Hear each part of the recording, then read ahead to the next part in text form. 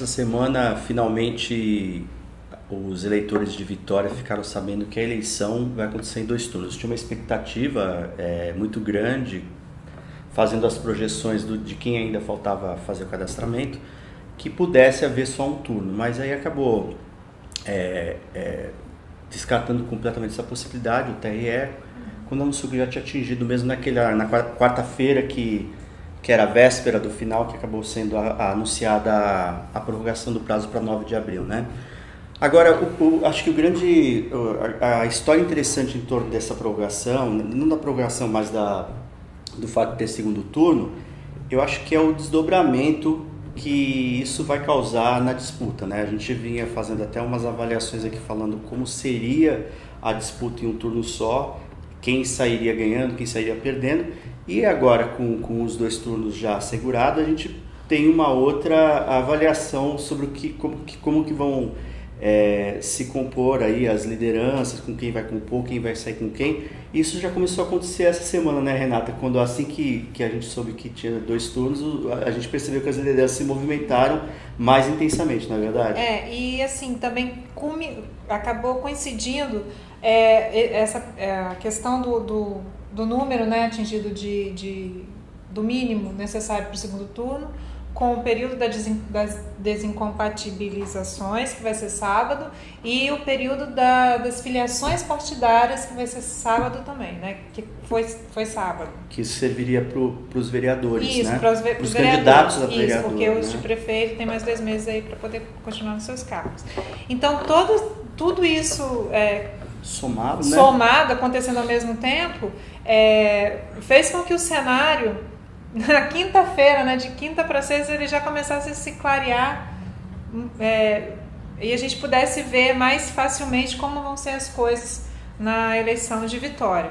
E, evidentemente, assim, as lideranças estavam trabalhando com 2 possibilidades. A possibilidade de ter um turno só, e aí seria uma eleição muito mais complicada para a gente poder avaliar, porque é uma eleição de 45 dias, sem o financiamento privado, né? Enfim, todos aqueles elementos que a gente já comentou aqui em outros papos de repórter, mas que não daria uma possibilidade de uma nova etapa para a gente ter, como a gente sempre fala, né?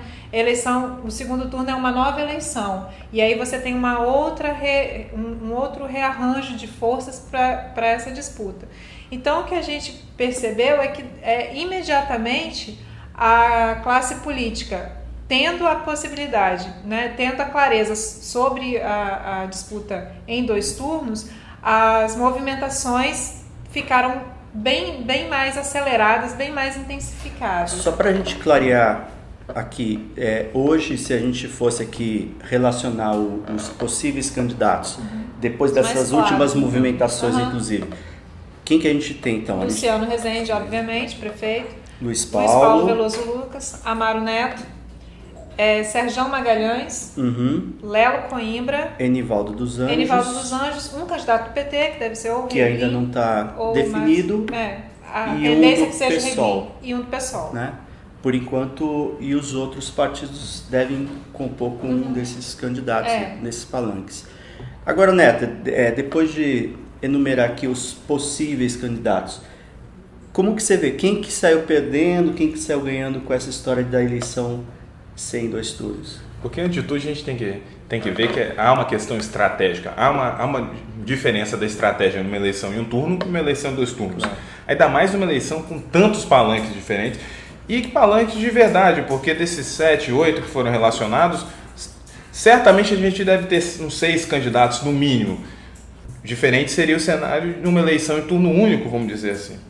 Agora volta a carga, aquela estratégia do Paulo de todos contra o Luciano. Isso fica muito evidente. Se antes, com a possibilidade de uma eleição em um turno, você tinha o Amaro, o Luiz Paulo e o Luciano disputando ali cabeça a cabeça a eleição, a estratégia muda e volta aquela lógica que a gente tinha comentado, o Paulo priorizando a eleição na capital, que o Rogério falou, olha, mas o que importa para o Paulo é a eleição da capital. E agora a gente vê que o Paulo realmente está movimentando as peças nesse tabuleiro. E a gente vê que o Luciano ele ganha a possibilidade, porque dentro desses arranjos ali da questão de tempo de TV, que a gente também deve comentar, tempo de TV, ele ganha um fôlego para mostrar os feitos da sua gestão. Só que agora você tem o Amário e o Luiz Paulo que podem seguir numa estratégia conjunta para irem dando porrada na administração e seguirem juntos para o segundo turno, que seria o melhor dos cenários. Mas também essa certeza do segundo turno e essas movimentações também colocam dúvidas a presença de alguns palanques. Aí eu vou destacar o deputado federal Lelo Coimbra, que joga a sobrevivência política dele nessa eleição e que está sendo isolado apesar de ser do partido do governador, e até o próprio Enivaldo dos Anjos, deputado que surgiu com muita força essa pré-candidatura dele e que agora ele se vê sem tantos apoios assim, porque a maioria das lideranças já estão quase divididas entre Luiz Paulo, entre Amário ou Luciano. Então, como que fica para outros candidatos? É claro, você tem o PT, que mostrou que tem uma base social muito forte, ainda mais com essa questão do impeachment. Qual será o efeito dessas movimentações do impeachment para um eleitorado aqui de Vitória? Você tem o PSOL e quem mais? Você tem o Sergião também, que pode vir, que o Sergião gosta de transitar nessa questão da área ambiental e pode ser uma alternativa. Então agora o jogo embolou de vez. Mas agora tem uma coisa interessante, eu não sei se vocês têm a mesma avaliação, mas assim, a gente percebe o quanto que a estratégia nacional dos partidos, elas começam já a ter influência numa disputa municipal, que normalmente não era uma tradição, né? Normalmente fala, vai lá, compõe com quem você achar melhor, mas quando você percebe, você vê que talvez ainda, embora o Luciano, como o Neto falou, né, ele todos contra o Luciano e sem contar que, além desse problema dos palanques contra ele tem um problema da própria gestão, que só está dando munição para esses palanques, né? A gente sabe desses últimos acontecimentos relacionados ao transporte e tal, que ele está só dando munição para o pessoal, né? Mas assim, o que eu acho que aí a favor do Luciano, olhando essa história da verticalização do processo, você vê que se você olhar, a Renata estava fazendo esse levantamento quando estava a gente dando uma olhada como que ficaria a distribuição dos partidos e para ver justamente o tempo de TV. E você vê que o Luciano, né, Renata, tem um tempo de TV bem interessante. E os partidos que estão com o Luciano também, por causa dessas amarrações nacionais, também podem ser um alento, né? Mas não acho. Por isso que o trabalho agora palaciano nos bastidores é para tentar esvaziar, né, o palanque do Luciano, tentar agir localmente nessas discussões aí para ver se consegue tirar alguém. Por exemplo, a gente sabe que a rede aqui em Vitória, ela não estaria com o Luciano porque o partido está mais próximo, né, do Palácio Chieta, está tentando buscar um espacinho ali também, né? Mas se ele for obrigado a ir, né, com... Faz aquele mapeamento mais ou menos que você está falando dos partidos que estariam com o Luciano. Com o Luciano, porque nacionalmente PSB, Rede, PPS estão juntos, né? E PV, né? PV também estaria próximo, né? E então esses partidos na Câmara, como é que o tempo de TV ele é dividido pelo número de deputados, né, federais, e aí quem tem mais bancada acaba ficando com mais tempo de TV. E então isso dá ao Luciano um tempo muito bom assim de TV. E interessante que quando o deputado Sandro Locutor vai para o PROS e assume o PROS, pelo menos aqui em Vitória, o PROS sai do palanque palaciano, porque a gente sabe que tem ali um problema muito sério, né, do Palácio com o deputado. Então isso também se soma a esse grupo aí do Luciano, dando a ele um conforto muito grande. A gente tem o PSDB, que tem uma ligação histórica nacional com o DEM, né, e isso vai dar e aí é crescido de outros partidos que estão procurando acomodação proporcional, né, na Câmara. Muitos vereadores estão buscando essa amarração com o Luiz Paulo para poder garantir o tempo de TV também, e a campanha também, né? Já a composição do Amário com o PDT, isso também já dá um tempo bom para ele, já dá um bom espaço para ele, né?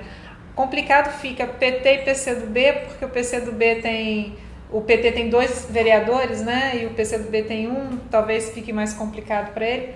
Mas isso dá aos partidos ali, agora com relação aos palanques, o que eu vejo de fragilidade, eu duvido que Enivaldo venha, mesmo que ele esteja sozinho, pelo perfil dele, eu acho muito difícil que Enivaldo volte atrás.